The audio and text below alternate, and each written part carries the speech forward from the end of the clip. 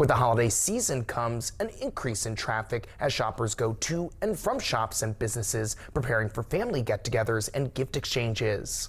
In Vienna, that holiday traffic is heaviest on Grand Central Avenue.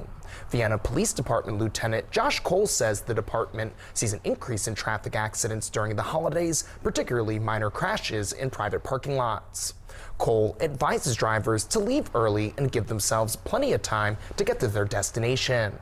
In general, he encourages drivers to exercise caution and be mindful when dealing with more cars than usual on the roadways. Drive the speed limit, make sure you're following the laws, and just kind of paying attention as there's more cars out there. Not everybody is familiar with the area when they come here to shop, so you will have people turning where they're not expecting to turn, so it might not necessarily be what you're expecting them to do.